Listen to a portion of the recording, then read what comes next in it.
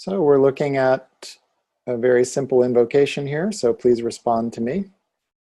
Om Asato Ma Sadgamaya.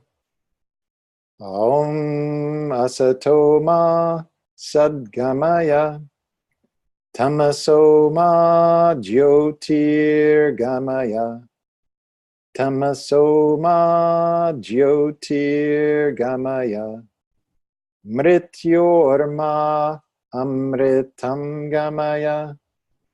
Mrityorma Amritam Gamaya.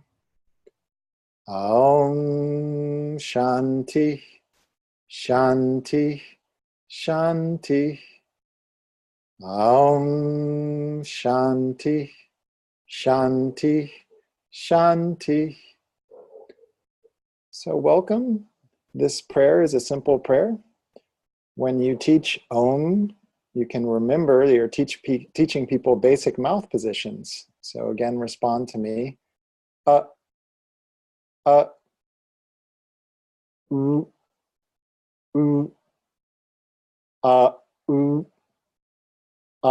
u, oh, oh. So O connects to U. It goes from the back to the front. I'll do all three sounds, then you do them. Oh, oo. Oh, oo. And then you close and resonate and you get the sound So Om represents from the beginning to the end and transcending. So it is the sacred sound.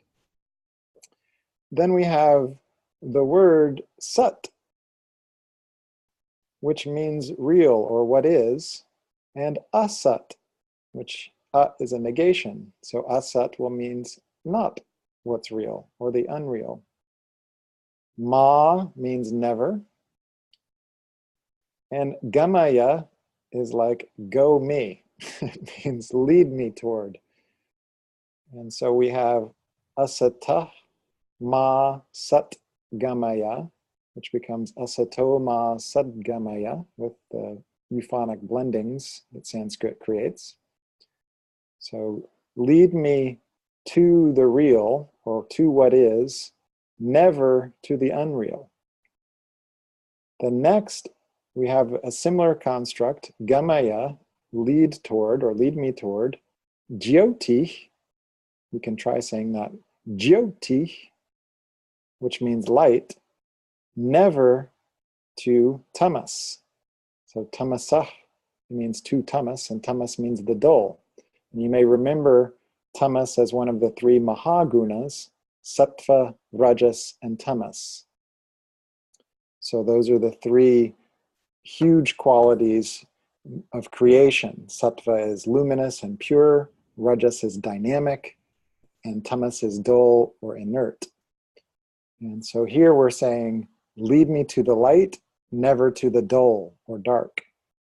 And then the last thing, we have a very similar construct, mritya and amrita. So we have mrita means death and amrita means not death. So it's the same as when we had sat and asat. And so amritam means the immortal or the not dead. And mrityah or mrityo from mrita means to death. So we're here saying, lead me toward the world of immortality or the nectar of immortality, never toward death. So this is a breaking down of this simple prayer. We'll now chant it one last time in call and response. You can close your eyes. Om Asato Ma Sadgamaya. Om Asato Ma Sadgamaya. Tamaso Ma Jyotirgamaya. Tamaso Ma Jyotirgamaya. Mrityorma Amritam Gamaya. Mrityorma Amritam Gamaya. So beautiful. So remember when you lead chants in Sanskrit that it's also important to lead them in English. I'm now going to rejoin the meeting if I'm able to figure out how, and unmute you all to see if you have any questions. Okay, any questions you have from this simple chant? It's nice to see your smiling faces. So I'll put you back on mute and we're going to move on now. And yes. I'll ask a question. Not related specifically to this chant, but on the topic of using the English translation in classes. Yes. Is there a place in addition to what we have in the teacher manual where other chants are on the drive?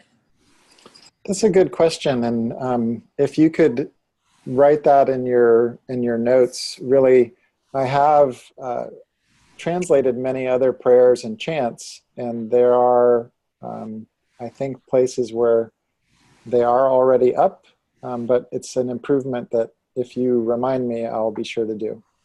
Okay. And just to follow up with Melissa's question, part of what we're doing here is a training of each of you all to become more and more comfortable with Sanskrit, enough that you can lead a chant in Sanskrit and then also find a simple translation that you can lead in English that mimics the same melody. And this is most commonly done with the Bhagavad Gita, the Song of the Lord. However, you can also do it with any chant. So you all have heard me chant, Om Bhur-Bhuvah-Svaha, and then chant in English, O earth, the sky, and heavens. And like that, you're taking a chant and making it really directly accessible to your population. And the same thing is true when you're, for example, teaching in a foreign language, like Melissa could teach in Spanish. It's really important to take the same chant, sing it in Spanish and in English using the same melody. And that way you're also starting to teach people a foreign language. Make sense? And that's part of what we're doing, and it's fun. And it's a great exercise for your brain. It will really keep you young and keep your mind sharp. So I'm going to mute you and then share the screen again, and we're going to start looking at the Sanskrit alphabet and cleaning up what the Sanskrit alphabet looks like for each of you. Okay?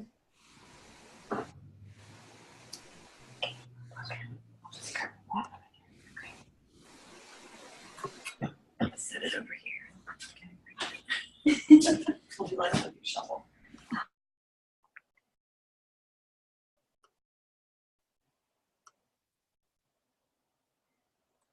So we're looking at the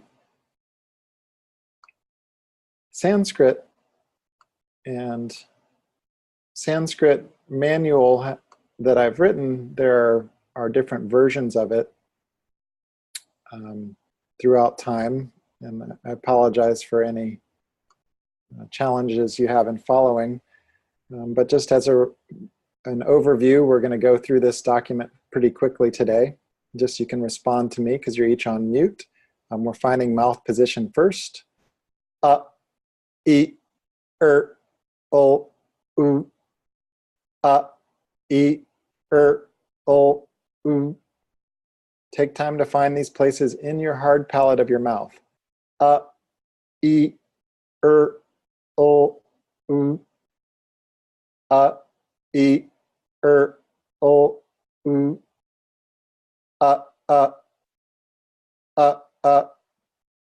E, e, e, e. R, r, r, r. L, l, l, l. U, u, u, u. Then we're clearly seeing how to use the tongue. There are vowels or tones. The name is svara in Sanskrit. A sustained tone at position 1.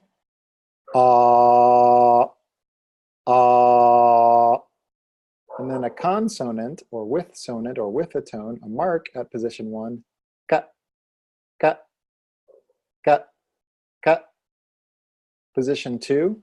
the sustained tone, you need to use your tongue and bunch the tongue in the back, and the tip hangs low. E, E, E, E, or the consonant ch, ch. The retroflex position 3 is the tip of the tongue coming to this notch at the roof of your mouth where the roof meets the wall here.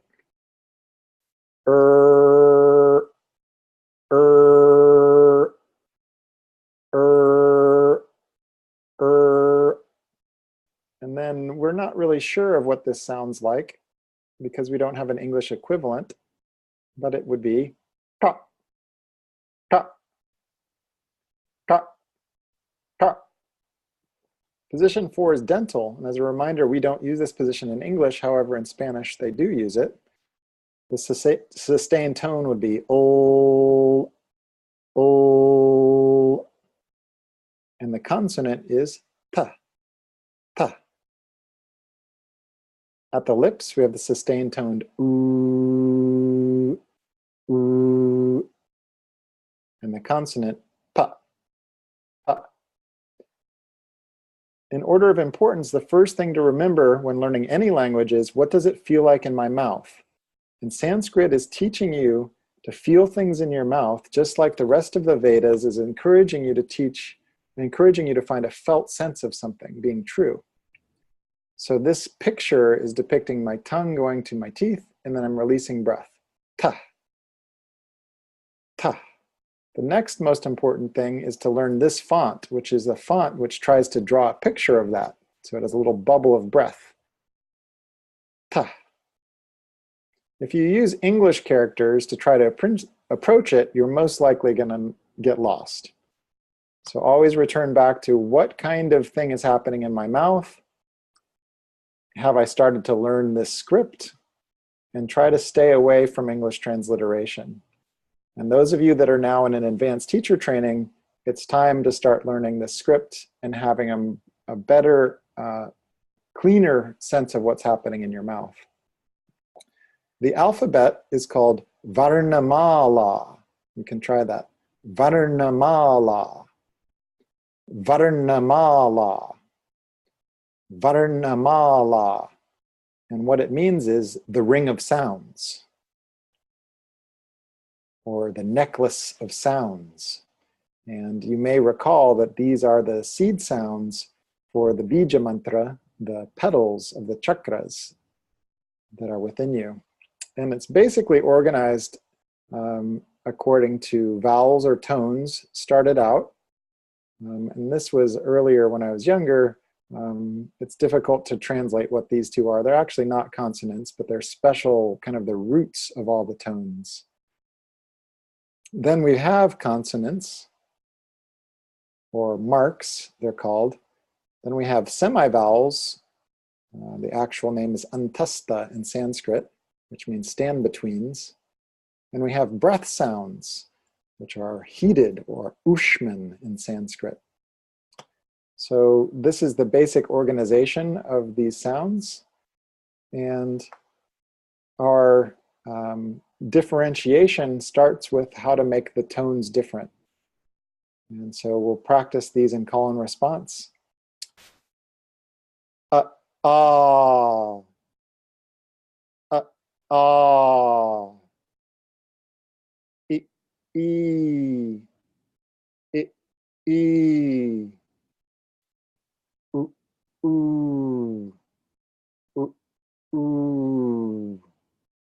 So Sanskrit's also teaching us meter, short and long, one measure or matra, and then two measures. E, e, you try it. E, e, Then these have a touch release. Re, ri, re, ri, le, le, le. These then are moving tones. They move. And I've drawn this picture here that it moves from position 1 to position 2, from up to E. A. A, I. So there's also expansion with the second one. So the two of them, the direct route and the expanded route, sound like A, I, A, I. Same thing happens from position 1 to position 5, from to U, like we covered at the beginning of this class. O, O, and ow, ow. So all 4 of these diphthongs, or these 2-position vowels, go A, I, O, ow. We try it. A, I, O, ow. And then the root of all of the tones, the special characters we have, sorry about the fast movement. We have you can try it. And ah. And these are the easiest pictures to see because you close and resonate, you put a dot on top, and you put breath sounds afterwards, like mist leaving your mouth. Ah. So going forward, your homework for this today class, for those of you that are with me, and those of you that might watch it later, is to take one of these tones or vowels each day, and that's going to be your friend.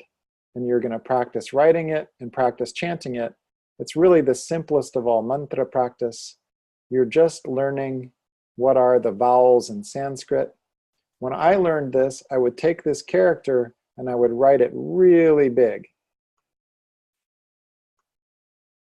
So I would take the character up, and for that day, I would just practice writing it.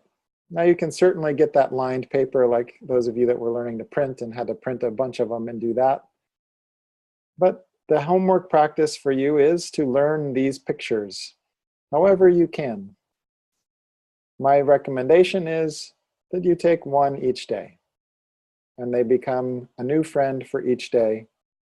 We'll go ahead and chant through the alphabet, just the tones, so you get a sense of them. I, u, u. I, u. Re, re, re, re. Le, le, le, le, le.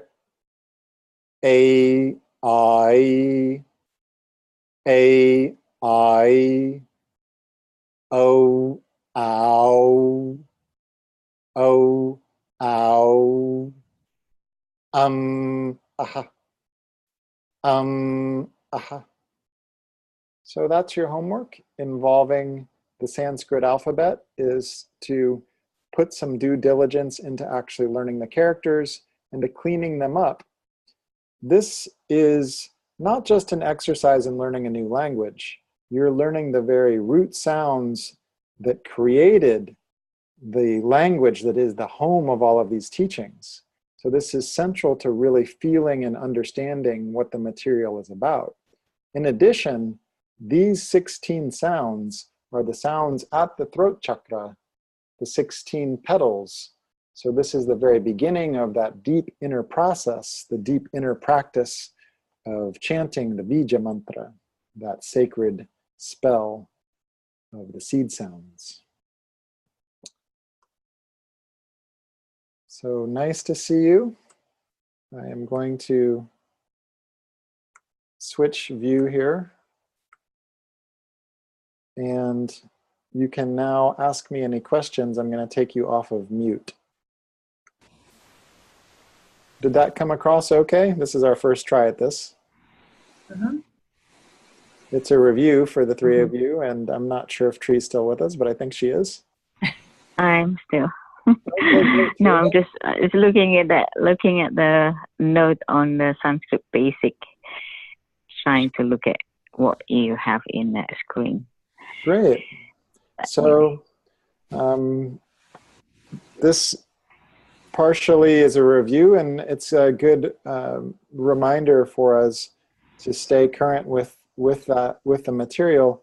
But moving forward for the 300, 500-hour program, the requirements around Sanskrit are that you can just write the alphabet, which is not a lot to ask.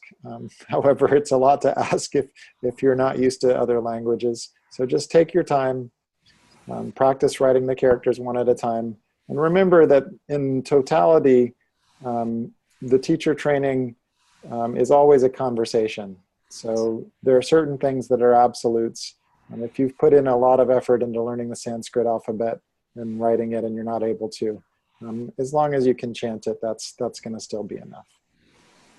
All of us are in a conversation around your teacher training.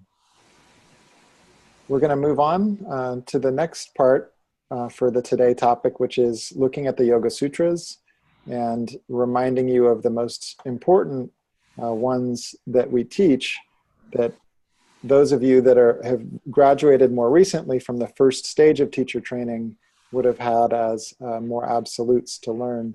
And then all of you and each of you hopefully will be clear with, so that you can mentor teach. So I'm now going to share the screen again so that we can look at those.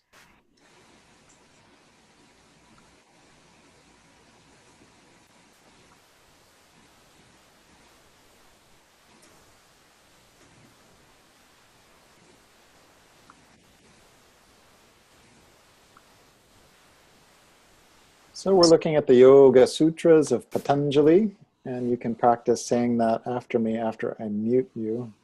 I'm not sure where my mute all button went. Manage participants.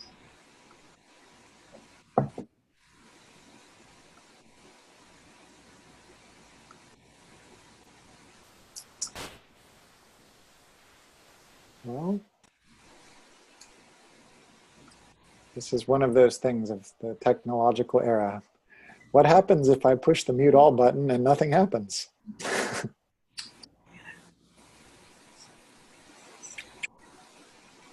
Perhaps I unmute all first. Andrea, do you have any ideas? I'm sorry, I didn't hear your question because Melissa and I was asking Melissa a question, so I didn't hear your question. I apologize. Well, in the technological era, what happens if you hit the mute all button and nothing happens? It's a philosophical question. I don't know. Can we go back to I'm not sure. big? Yeah. I know that we can. Oh, you can't hear me now. Can you hear me? Yeah. Yeah, I can mute you one at a time, but that's not going to that's not going to help me a lot when I'm trying to lead a bigger class. So I'm not sure. So you're trying to figure out how to mute all and how to unmute all. Well, I knew how to do it on the other screen, and then suddenly I've lost my power. I think you can see here on because I've shared my screen, right? Yeah. Here I am. I'm trying to hit the mute all button, and nothing happens. I can't see that. I just see the Yoga Sutras of Patanjali. Okay. Like what you're sharing. So okay. Maybe if you stop sharing, I don't know. Yep, no problem. We'll keep going with class. So you can all respond to me. It's good to know that you can't see me moving around these other things on my screen. We are practicing learning the Yoga Sutras, and I have written a manual for you that offers you sequential learning. So first you pronounce them. Later on in your Sanskrit learning, some of you will be able to decode the blending that happens.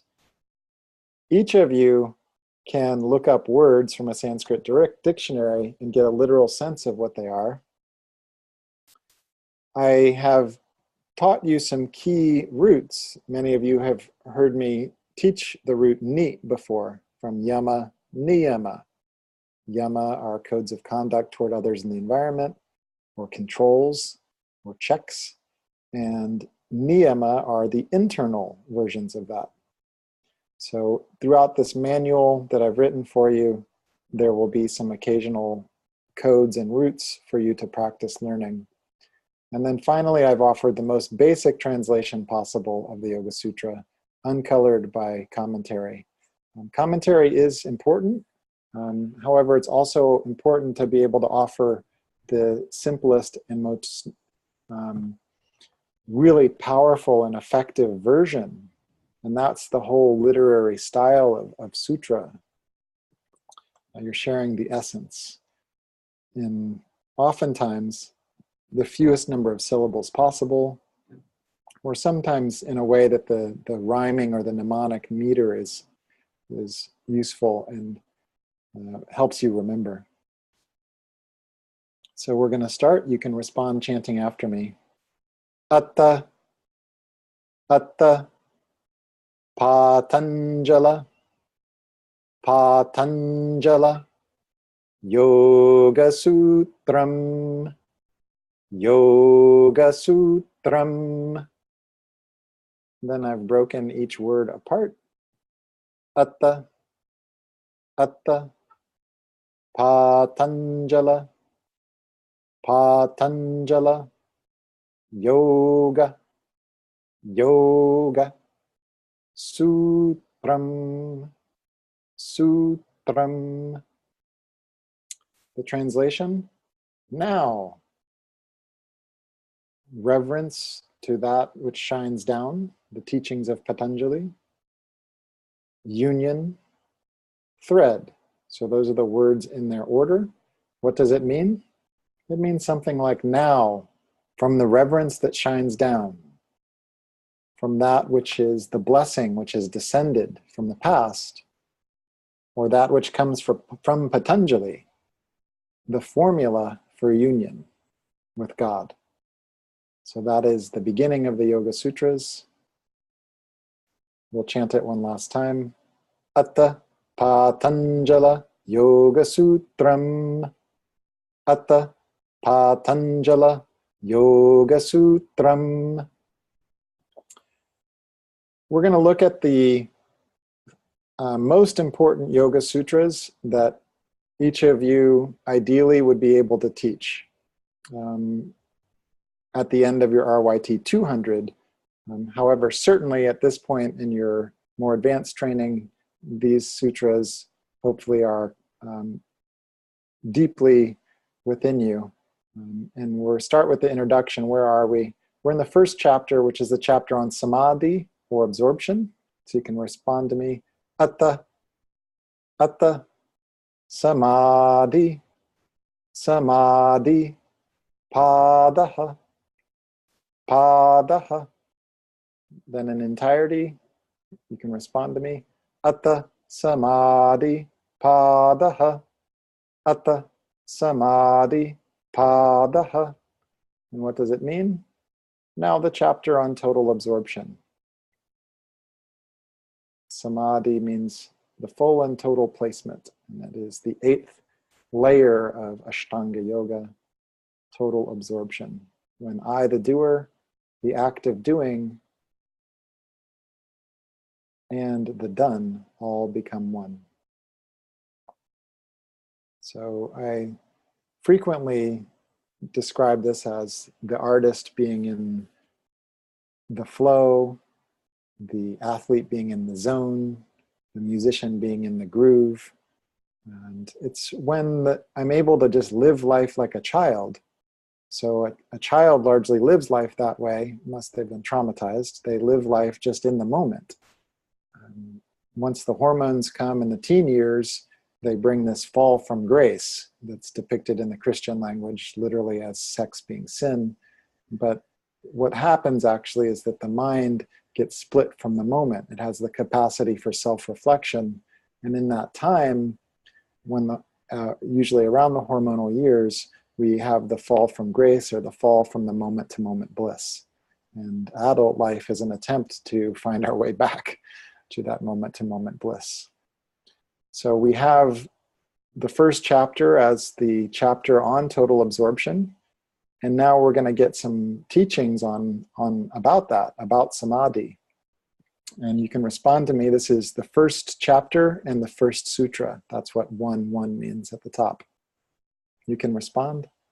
Atta, atta, yoga, yoga, anushasanam, anushasanam.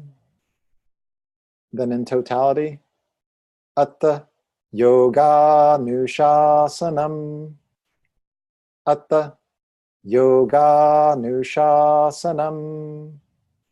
And you can see in the manual here, if you're able to look at it, I have helped you with syllable meter. So if it's a one measure, or eka matra, means one measure, or a light syllable, then it's in a smaller font and it's not bold. But if it's dvimatra, or guru, heavy, it's a heavy syllable, then it's going to be bold and in a bigger font.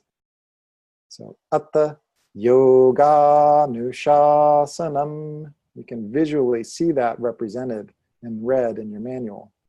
Atta yoga nushasanam. And what does it mean? Atta means now. Yoga means union with God, with the totality. But a yoga can mean anything. A yoga can mean any union. But in this case, that's what it's talking about. And anushasanam is a word construct. And I've written you some notes here on roots. So anu is a prefix, which means following with or connected to or sequential. And shasanam is a teaching or a doctrine. Shas also literally means to bear light. So moment to moment, now the sequential instruction about union with the divine. Union with God happens now. And it's a beautiful beginning if you reflect on it, because shasanam, bearing light, anushasanam, it's saying that sequentially, moment by moment, that union is possible. Sequentially, moment by moment, the union with the all that is, that's what's happening. So it's just upon me to join in the flow, or join in the river. You'll frequently hear me talk about being in the river of life. Don't try to paddle upstream, just be in the river of life. So this is the first Yoga Sutra, and it's saying that now union is a sequential progression, moment by moment. The second Yoga Sutra is perhaps the most famous. You can respond to me down here in the orange and black, where I've broken the words apart. Yoga, yoga, chitta, chitta, vritti, vritti, nirodha, nirodha. And then in totality, up above, do the best you can. We'll do it a couple times. Yogash chitta vritti nirodha. Yogash chitta vritti nirodha. Yogash chitta vritti nirodha. Yogash chitta vritti nirodha. And Sanskrit's teaching us that when there's a compound consonant, in this case a double ta, that the preceding syllable gets strong, or guru, or heavy. So chitta is pronounced that way. Chitta. First syllable strong, second syllable light. And the same with vritti. First syllable strong, second syllable light. And why is that? Because there's a compound consonant. So that break is emphasized. What does each word mean? Well, we've covered yoga before. In this case, it has the case ending ah, which makes it the subject. And that also helps us equate it with nirodha, which has the same ending. So yoga equals nirodha. What is nirodha? It is the internal stopping back. So ni is a prefix, which means internal, and vrud means to check or prevent. So it's the internal preventing or stopping back. Of what? Chittavritti, the spinnings or previous existences in my field of awareness. So union or meditation, junction with all that is the internal stopping back of the previous spinnings or existences in my field of awareness.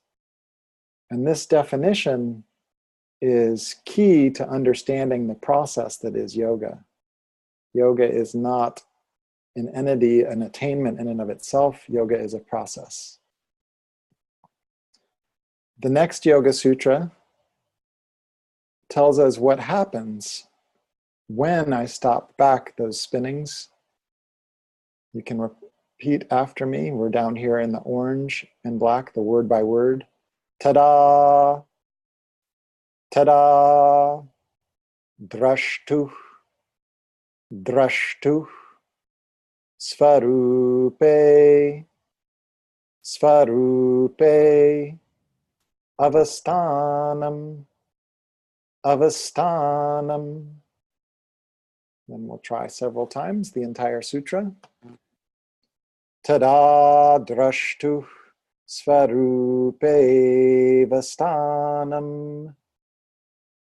Tada drashtu svarupe vasthanam.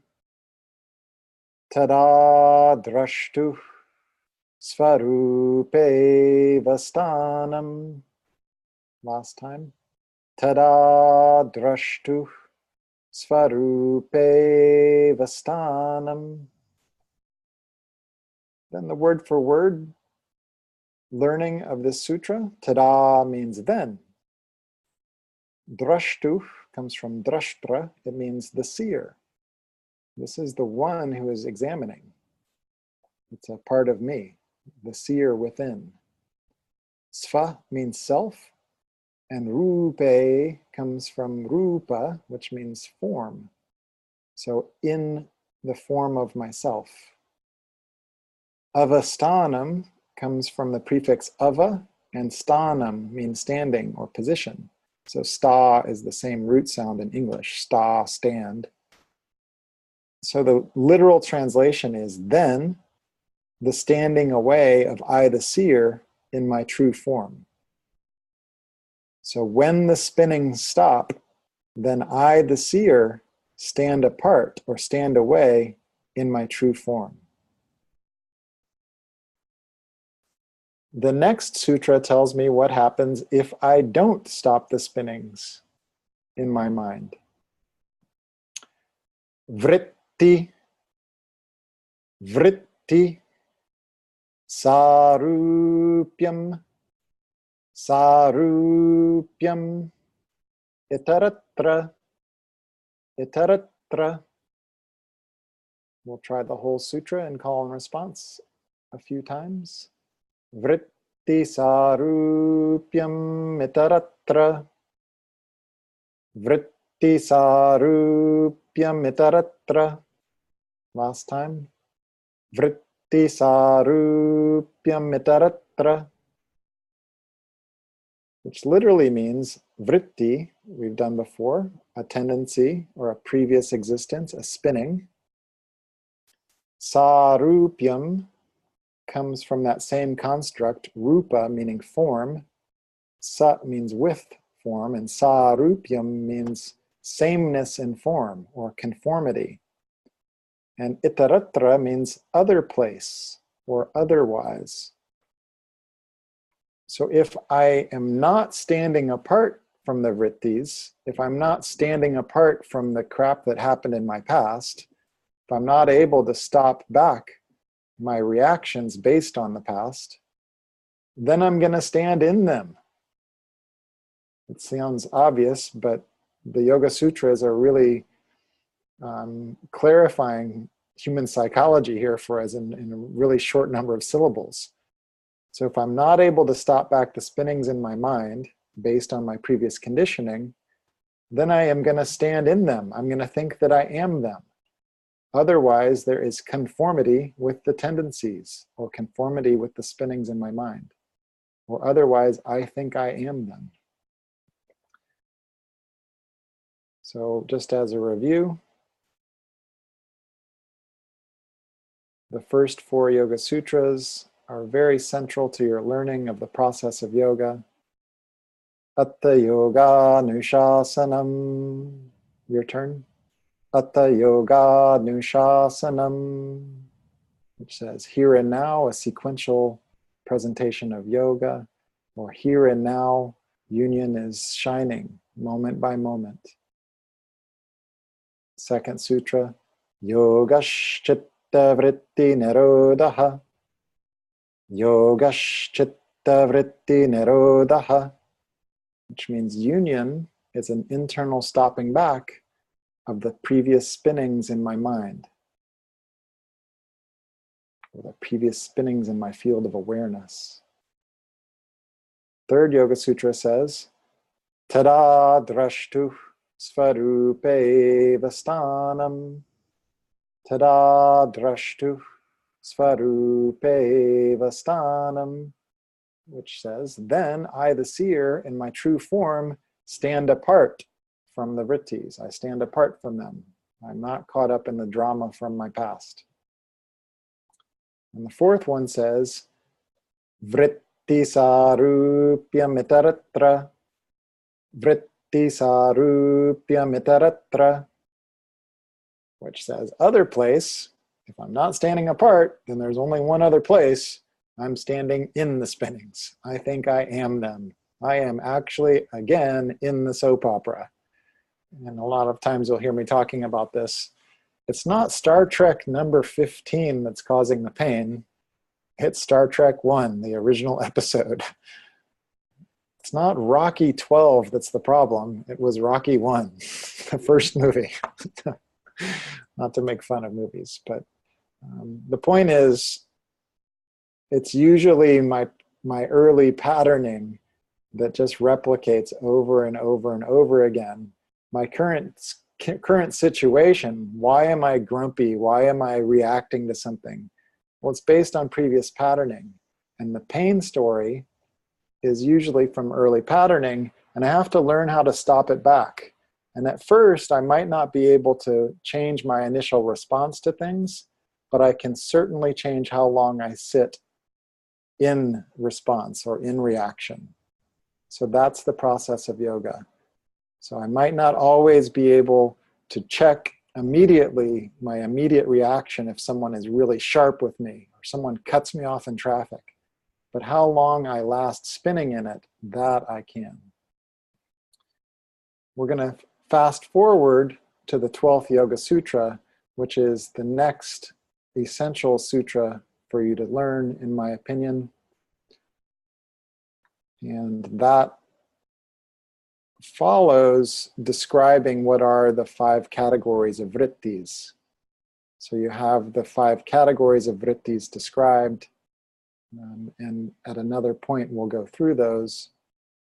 But once we describe the vrittis and define each of them, we come to the 12th Yoga Sutra, which is the next essential one for you to learn. We'll do it word by word. Down here in the black and orange where they're broken apart.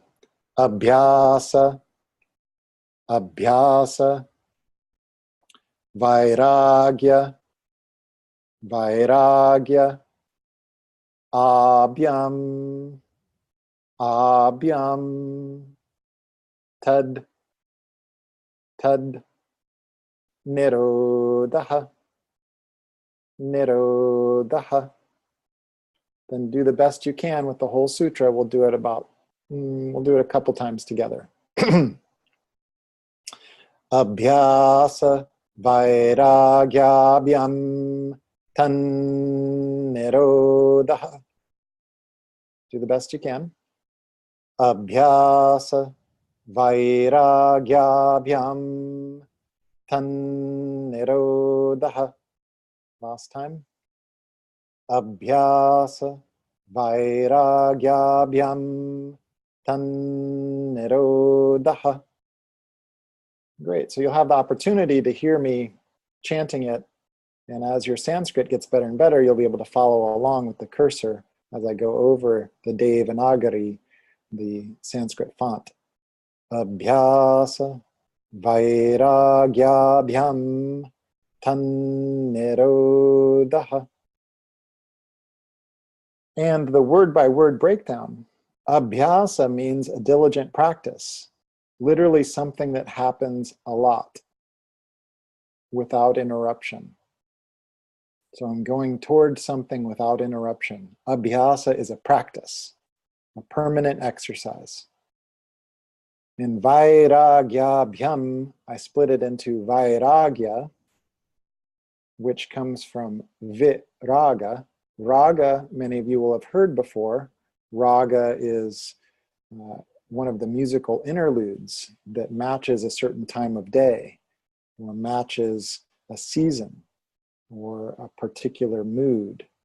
Raga means, in its basic form, desire or preference or longing or a coloring. And viraga means that I am away from coloring or away from preference. Then the word construct vairagya means the state of being away from preference. And abhyam is a case ending, which means due to the two things before mentioned. So because of the two things, vairagya and abhyasa. So the state of non-attachment and a repeated or permanent exercise. Those are the two wings that we're teaching people. That's the bird to freedom. This is what to teach your students. Teach your students to develop a diligent practice and teach them to develop the state of non-attachment to the fruits of that practice. So it does not work just because yesterday I had an incredible meditation and I was able to go to some state of breathlessness where my breath just effortlessly suspended and I felt this blissful feeling. That does not mean that I force myself to hold my breath today. No, today I do my meditation techniques and whatever comes, comes. It doesn't work in posture practice. Yesterday, I could do full lotus pose. Today, my knee kind of hurts, but I'm going to make myself do full lotus pose anyway. No, that's how people tear ligaments in their knees.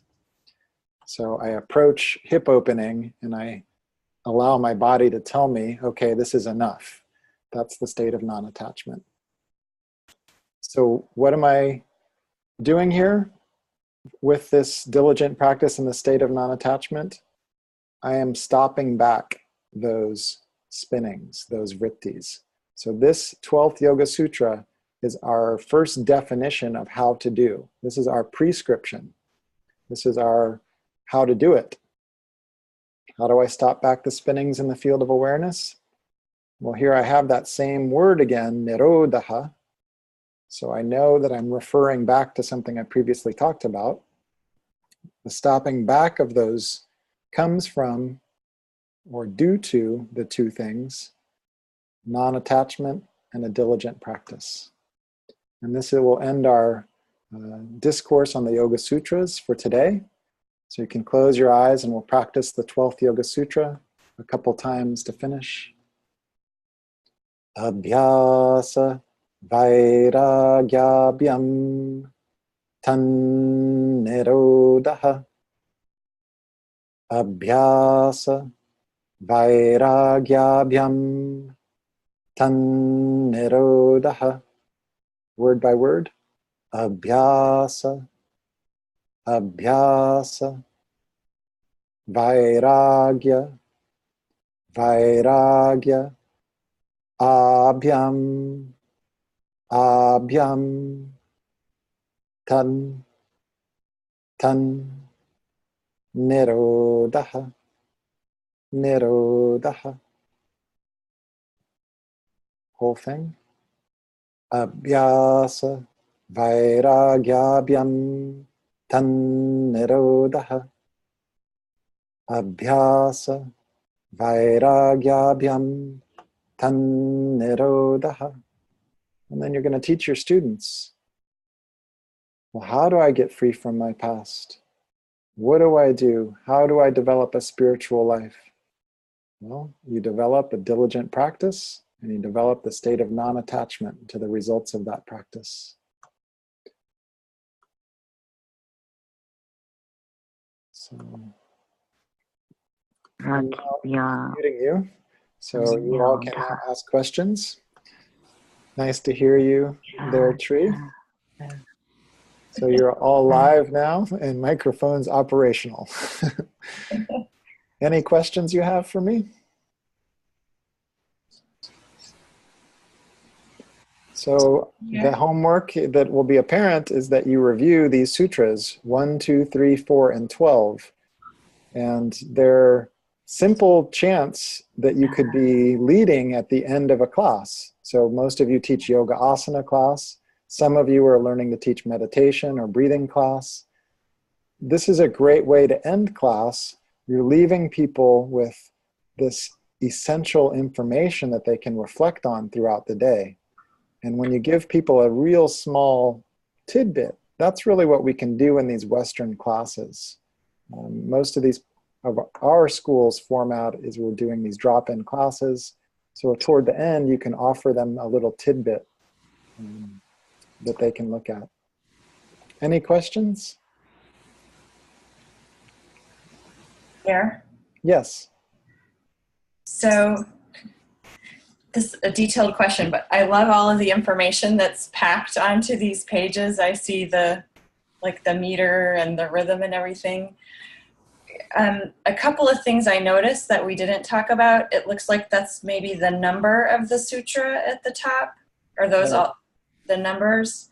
And then I was going to ask you about that. And then can you talk a little bit about how do you know when I look at the letters, they're all connected. How do you know where the syllable emphasis is? That's a great question, Melissa. Yeah. So keep in mind that we're learning Sanskrit as adults, attempting to go back and reformat our minds, when a much easier way to learn language is to grow up steeped in it. And almost all almost all native Indians, especially non-Muslim Indians, will have grown up in a language that teaches them these things without them having to think about it.